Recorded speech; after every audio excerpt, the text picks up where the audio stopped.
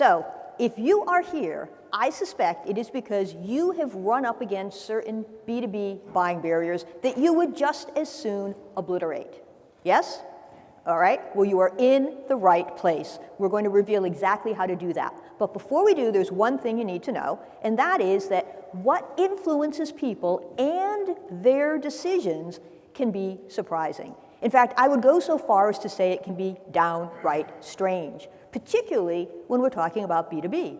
Because here in B2B, we think it's all about logic. It's all about the facts. That's how people decide. But it turns out that there are other factors at play that influence people's decisions, and very often, these people, our customers and prospects, are not even aware of the factors that are influencing their decisions.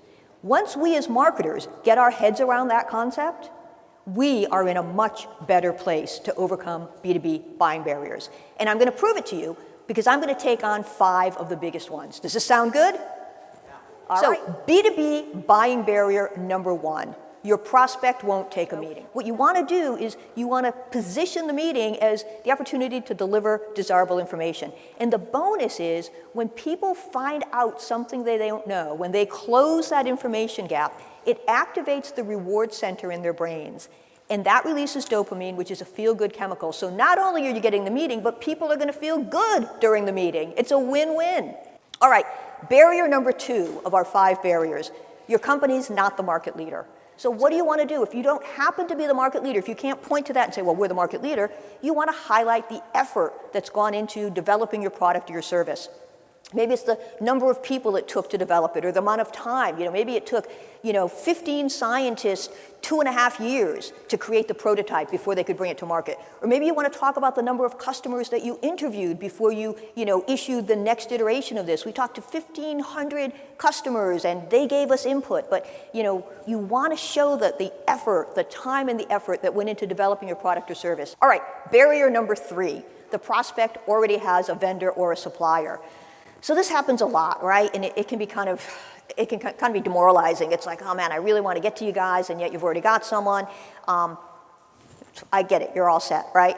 But there is a way to overcome it. It's not easy, but there is a way to unseat the competition. As a matter of fact, Accenture released a report recently that said over 80% of frequent B2B buyers have actually switched suppliers over the last 24 months. Now, I suspect a lot of that had to do with supply chain issues and the pandemic, but it is possible to unseat the competition. All right, barrier 4 of the 5 barriers is the prospect says they're not in the market. And this is a killer, right? Because you've got a product or a service that you really believe in, and you've carefully targeted your audience, and you know that so many of them could benefit if they just give you a try. But people are like, no, we're good. We've got our homegrown solution. We're not in the market.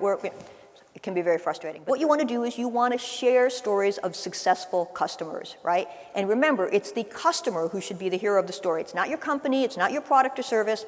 The customer is the hero. Now, okay, we're up to our 5th and final barrier, and that is the prospect doesn't understand the value of what you offer. So this can happen in B2B marketing, but more so in B2B than in B2C, particularly more so these days. Because of the Great Resignation, what's happening is people are moving up the ranks quicker than they might ordinarily have had. They haven't had the time to accumulate the experience that they might ordinarily have had before they get moved into a position. They're still learning. And so sometimes it's a little harder to get their heads around why this would be a good choice, why this is a good product, what the value is that it's really bringing. B2B can be complex, B2B can be a little complicated, right? So you're selling your heart out and people are like, huh? So when you're dealing with prospects who don't get your value, make sure your copy is easy to process. Avoid jargon, tech speak, acronyms. If you have to use any of those, use them sparingly, and immediately define. Explain what the acronym means. Explain what the tech speak means. You want to make things as easy as possible to understand. Use common, accessible language. The thing to remember is what influences people and their decisions can be surprising. But now that you know, now that you understand what influences people's decisions, you are in a position to overcome those buying barriers. So thank you so much.